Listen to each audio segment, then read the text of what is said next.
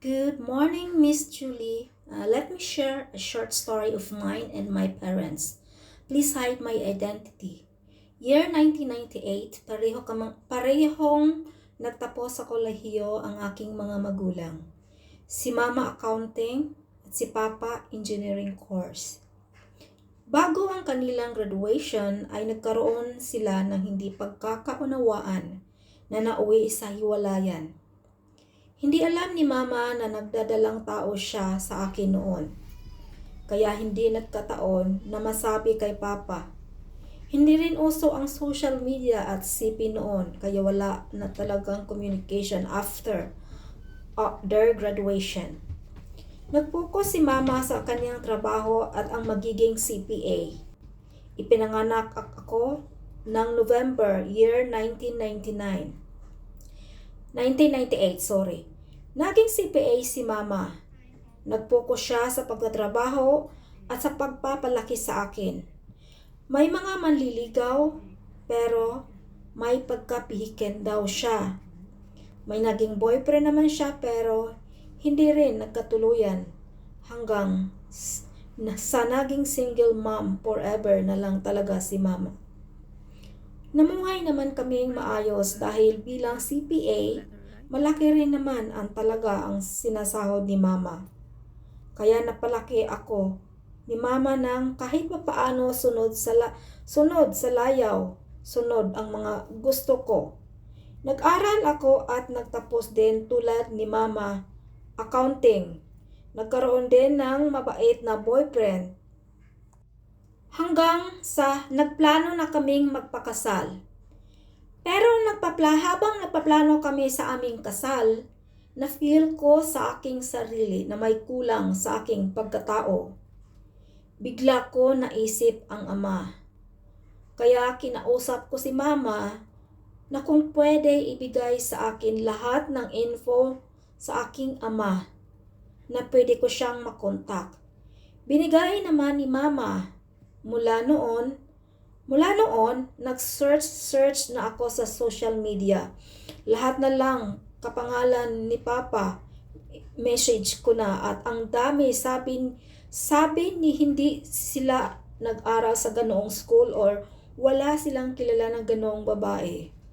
Akalain mo ba naman, binaliktad pa ni Papa ang name niya.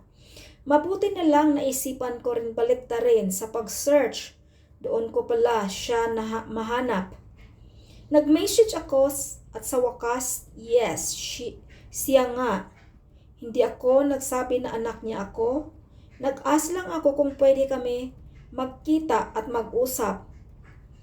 Sabi niya na si Middle East daw siya.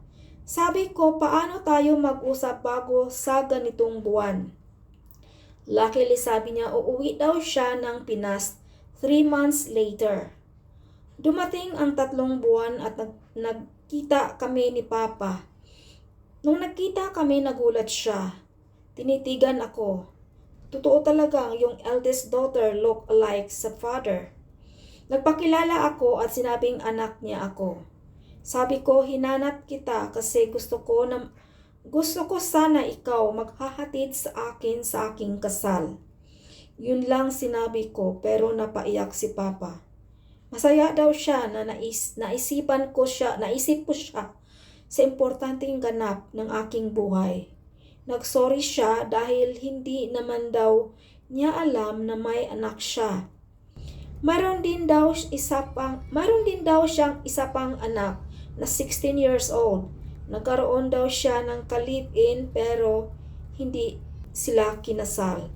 Pero wala na daw ang ina nito. Nagkaroon daw ng kalip si Papa at may isang anak. Nag-focus daw kasi siya sa pagtulong sa pamilya nung nagka-graduate na siya.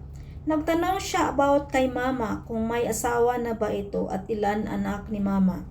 Sinabi ko na ako lang ang anak ni Mama dahil hindi ito nag-asawa. Nagulat si Papa dahil 25 years na ang nakaraan. At hindi rin niya alam na buntis si Mama noon. Umuwi daw kasi siya ng Iloilo at pagbalik na sa Manila, wala na si Mama sa boarding house nito. Hindi rin kasi niya alam ang address sa Batangas. Nagkaroon din daw sila ng away bago ang graduation at nagkahiwalay. Gusto lang sana palipasin ang galit ni Mama sa kanya suyuin. Bago natapos ang aming pag-uusap, nagtanong si Papa kung pwede ba daw niya makita at makausap si Mama. Sabi ko naman, magtanong muna ako. Nung umuwi na ako, hindi ko sinabi kay Mama na nakausap ko na si Papa. Sinabi ko lang sa kanya na may ipakilala ako sa kanya at nag-book ako sa isang tahimik at hindi mataong restaurant para magkausap sila ng maayos. Dumating ang araw ng kanilang pagkikita. Naunang dumating si Mama. Andun din kami ni boyfriend pero hindi nila alam. Naka-table lang kami, few tables away from them na hindi kami makikita. Nung dumating si Papa, sobrang nagulat si Mama. Parang hindi niya alam ang gagawin.